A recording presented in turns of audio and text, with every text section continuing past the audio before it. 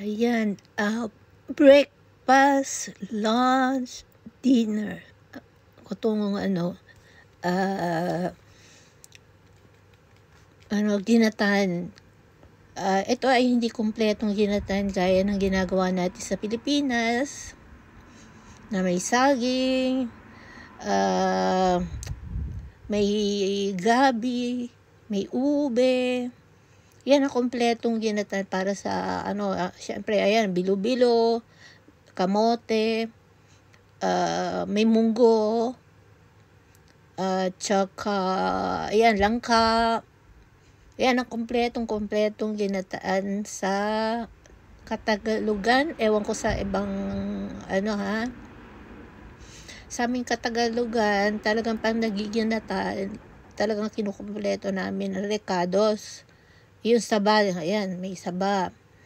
Marami pong recados po yan, pagkumpleto. Yummy po talaga. At saka talagang pag sa sa karinderya, ayan, talaga kumpleto sila. Masarap lahat, marami kumpleto yung yung nagtitinda sa amin nung bata pa kami, kung saan kami unang nakatira. Saan ako pinanganak. Ayan, sarap, yummy. Ito po, konti na lang siya, malaking kaldero po yung, hindi malaki, siguro pang 2 days ko na po to. Ayun, malapit na siya maubos. Ayan, paki-watch na lang, yummy, ginataang bilo-bilo. Yun na lang. Ayan, alam nyo na yun kung ano. Thank you for watching.